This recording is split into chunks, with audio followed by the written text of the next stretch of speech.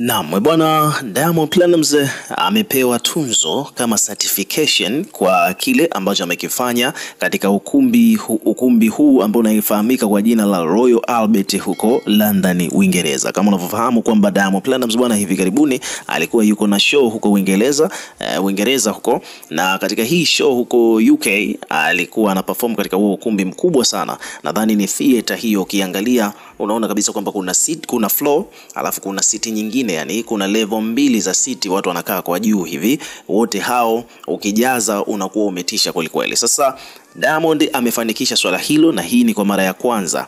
Kusema tu ule ukweli, tukiwa kama Watanzania, hii ni mara ya kwanza tunashuhudia msanii kutoka Bongo anafanya show nje kama hivyo Uingereza, alafu anafanya show ambayo anajaza ukumbi mzima, jambo ambalo kiukweli limewaacha hoi na limewaacha mdomo wazi watu wengi sana. Umeona bwana, kwa hiyo ni kitu ambacho tunatakiwa tuwe proud, tuendelee kusupport, mziki unazidi kwenda mbele. So Diamond ameweza kujaza ukumbi huo, na kwa mujibu wa uongozi wa ukumbi huo bwana, wana utaratibu, iwapo kama msanii akijaza, basi moja kwa moja uaga wanampa certification award kwamba ametisha kwa kujaza ukumbi huo. Umeona bwana, kwa hiyo Diamond naye pia amepewa, na hii katika hii historia anaingia katika historia ambayo ya wasanii wengine kama vile wakina Drake naye pia alishawahi kuperform pale na akajaza. So Diamond naye pia anaingia katika listi ya watu ambao walifanikisha kujaza ukumbi huo mkubwa wa Royal Albert huko UK London, Uingereza.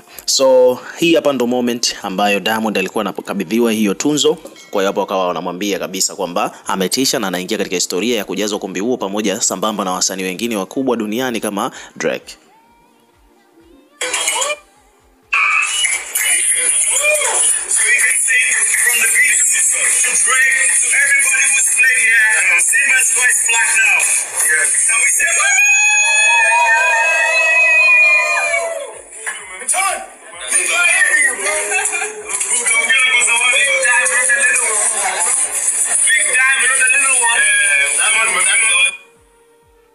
Yeah, so moment ilikuwa ni nzuri na watu wengi sana wamefurahi kuona hilo, lakini pia walivyokuwa wametoka nje pale wakakutana na mashabiki, na mashabiki walivyomwona Jux wakaanza kuimba ule wimbo wa God Design wa Jux ambao alimwimbia mkewe Priscilla.